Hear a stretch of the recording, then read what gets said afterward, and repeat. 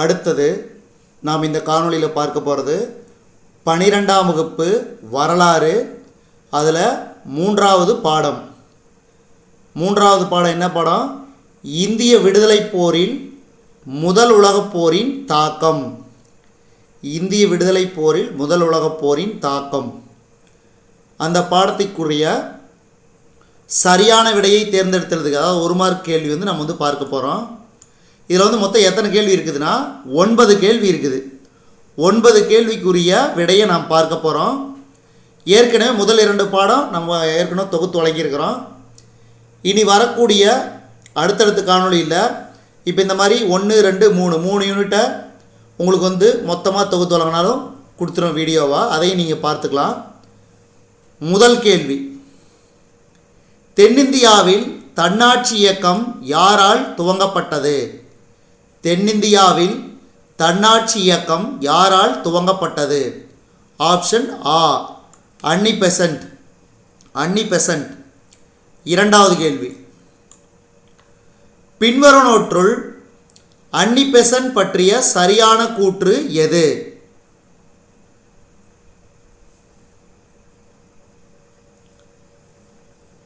Kernel HS ஆல்காட்டிற்கு பிறகு பிரம்மஞான சபையின் உலகளாவிய தலைவராக அன்னி பெசன்ட் தேர்ந்தெடுக்கப்பட்டார். சரி. அடுத்து 1914 அவர் காமன்வீல் என்ற வாராந்திரியை தொடங்கினார். சரி.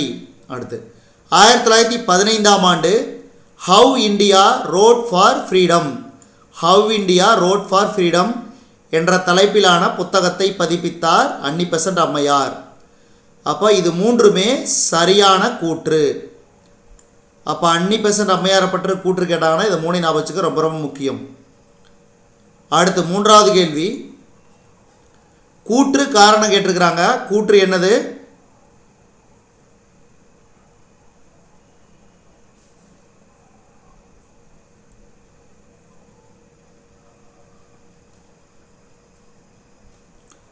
ஜின்னாவை இந்து முஸ்லிம் ஒற்றுமையின் தூதர் என்று சரோஜினி அம்மையார் அழைத்தார்.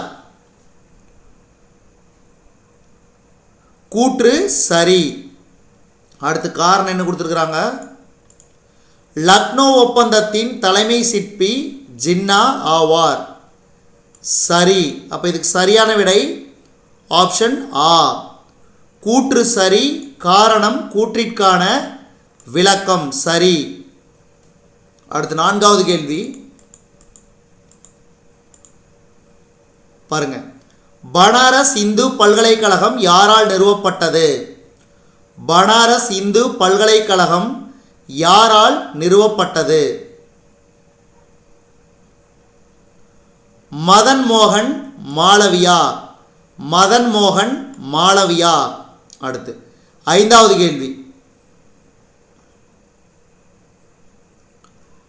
1916ஆம் ஆண்டு லக்னோ மாநாட்டின் முக்கியத்துவம்.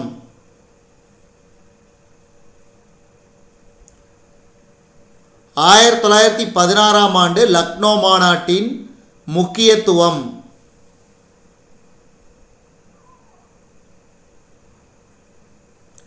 இதுக்கு சரியான விடை இ, அதாவது முஸ்லீம் லீக்கின் தனி தொகுதி கோரிக்கையை காங்கிரஸ் ஏற்றுக்கொண்டது. முஸ்லீம் லீக்கின் தனி தொகுதி கோரிக்கையை காங்கிரஸ் ஏற்றுக்கொண்டது என்பதுதான் லக்னோ மாநாட்டின் முக்கியத்துவம். அடுத்த 6வது கேள்வி, பின்வருவனவற்றுள் கீழே கொடுக்கப்பட்டுள்ள குறியீடுகள் உதவியுடன் பொருத்துக. இதுக்கு சரியான விடை ஆப்ஷன் அ. பாருங்க, ஒவ்வொரு வருஷத்தையும் ஞாபகம் வச்சுக்க ரொம்ப ரொம்ப முக்கியம். சில சமயம் தனித்தனியாக கூட கேட்டாலும் கேட்பாங்க, ஞாபகம் வச்சுக்கோங்க. கதார் கட்சி 1913, நியூ இந்தியா 1915. அடுத்து தன்னாட்சி இயக்கம் 1916. அடுத்து மிண்டோ மார்லி சீர்திருத்தம் 1909. மறுபடியும் படிக்கிறேன் கேட்டுக்கங்க. கதார் கட்சி 1913, நியூ இந்தியா 1915, தன்னாட்சி இயக்கம் 1916, மிண்டோ மார்லி சீர்திருத்தம் 1909. அடுத்து 7வது கேள்வி, இந்தியன் அன்ரெஸ்ட் என்ற புத்தகத்தின் ஆசிரியர். இந்தியன் அன்ரெஸ்ட் என்ற புத்தகத்தின் ஆசிரியர் வேலண்டைன் சிரோல். Valentine Chirol. அடுத்து 8வது கேள்வி,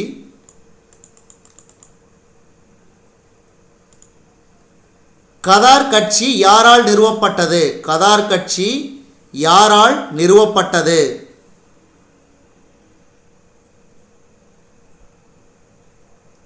இதுக்கு சரியான விடை லாலா ஹர்தயால். லாலா ஹர்தயால். அடுத்து 9வது கேள்வி, அகில இந்திய தொழிற்சங்க காங்கிரசின் முதல் தலைவர். அகில இந்திய தொழிற்சங்க காங்கிரசின் முதல் தலைவர்.